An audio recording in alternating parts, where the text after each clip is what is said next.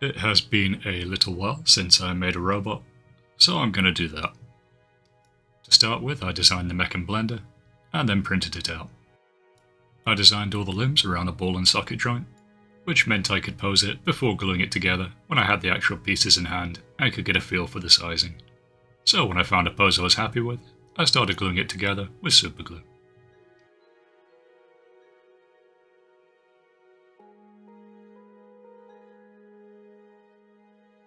There's a few divots left over from the resin supports, but I find that these generally just look like rust or a bit of battle damage once they're painted up, so I'm not too bothered about cleaning them up.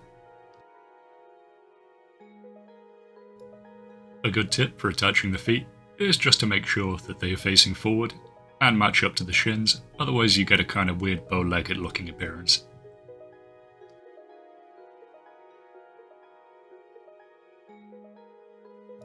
Once my mecha boy was assembled, I put him to one side and started working on the base. I started off with a layer of foam core, and then topped it with a thinner layer of foam, which I could then sculpt into later and get a bit of height difference. I also made sure I left one corner unglued, so I wouldn't have any issues cutting it off later. To add some ruined concrete to the floor, I grabbed an insulation board and tore it up with my hands, so you would get these jagged kind of jigsaw pieces, which I then assembled with a gap between them.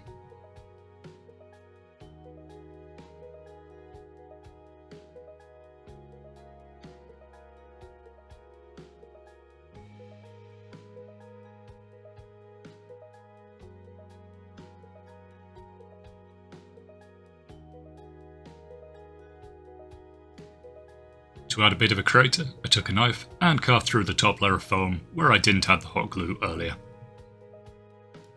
This didn't turn out quite as round as I wanted, so it didn't work as a crater, but it became a kind of ditch type thing instead. So using the pieces I cut off, I recycled those to build up a mound on top of the ledge.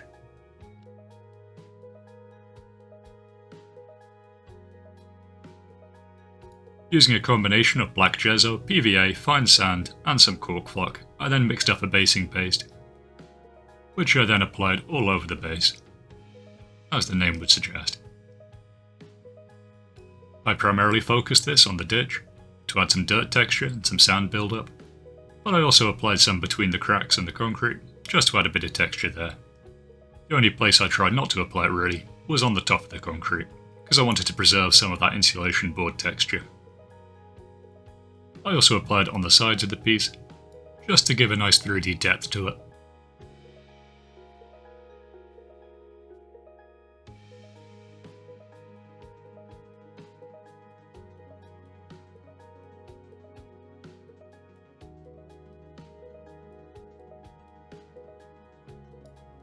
While that was still drying, I took the opportunity to push some more bits of the insulation boarding in, so you would have an area where the concrete are going to be pushed up and displaced.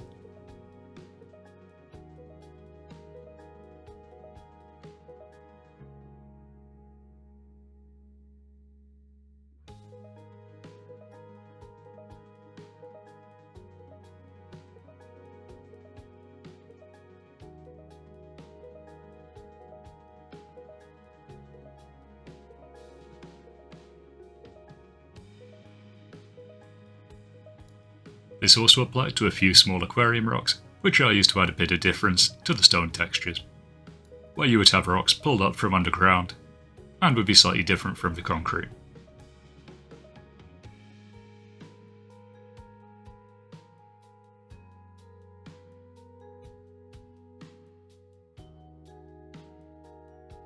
Once that texture paste was fully dry, I went in with a layer of black gesso to act as a primer for the base.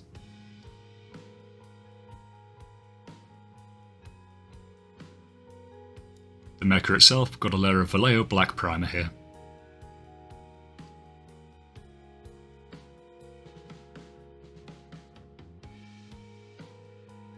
I then painted the base up, working my way from a dark brown umber colour to a pale tan, then giving the concrete a layer of grey, before finally using a very soft brush and highlighting the entire thing with white paint.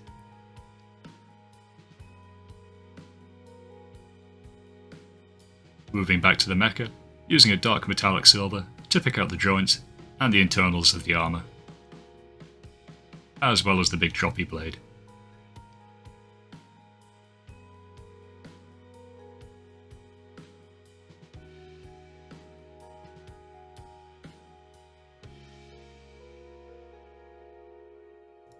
For the majority of the armour plates, started off with a dark red, kind of oxblood colour, and then worked up to a lighter red, before adding a load of finishing effects onto it. For most of the paints, using AK Interactive, which are quite heavily pigmented, and flow very well if you're using a wet palette.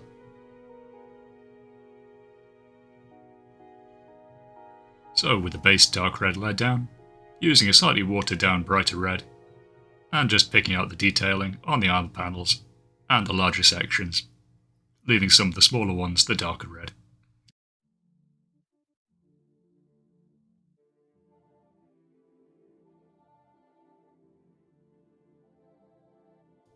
To add a bit of contrast, used a beige colour, as well as a light yellow, on one of the arms, as well as the knee pads, and the sort of auxiliary plates that have been bolted on.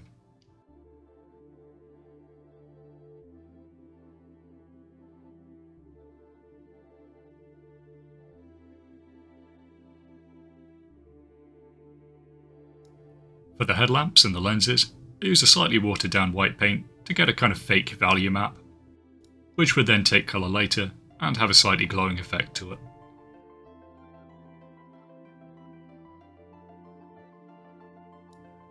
To dirty up the metallics, used a very watered down black paint and applied it sparingly over the joints, using a dry brush to pull off any pigment where it was too heavy.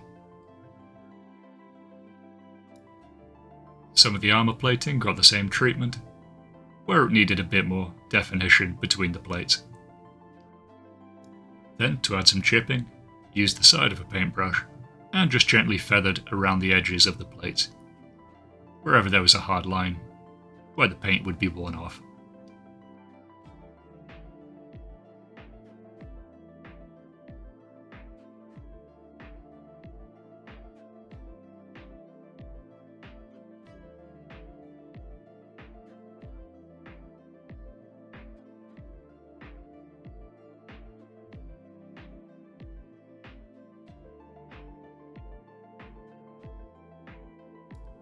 To build up a bit of narrative and imply that one of the arms had been taken from some kind of construction mecha instead, added to the yellow paint with some black stripes using a very thin brush and just angling it so that my hand naturally flowed away from the point.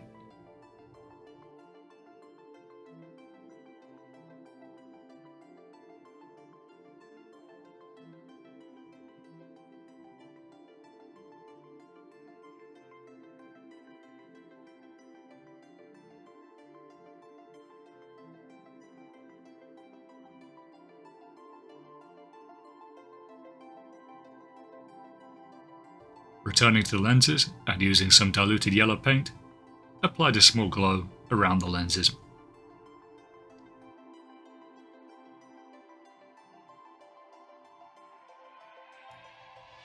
To add a sense of scale to the piece, grabbed a 1/72 scale Apocalypse Survivor from Redbox Games, from their Light and Dark Alliance range, and then gave it a very quick paint job, using mostly dark brown and a lighter brown to pick out the details.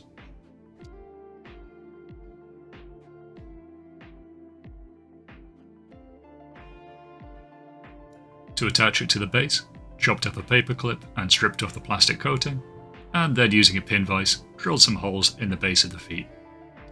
Whenever you're drilling resin or filing it, make sure you're wearing protective gear and you have good ventilation, because you do not want to inhale resin dust.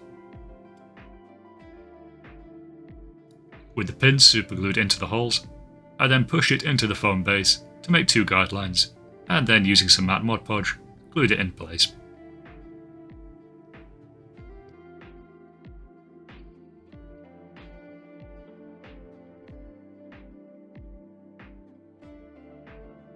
Then, using some more Mod Podge, glued the little guy onto the base as well. Using the point of a pin vise to hold his feet down. To blend the piece together and add some weathering effects, I took a chalk pastel and a hammer and smashed it into a weathering pigment. I then applied this dry using a soft brush, before blending it with a wet brush. Again, while you're using pigments, you probably want to be wearing some kind of goggles and a mask just so you don't inhale it.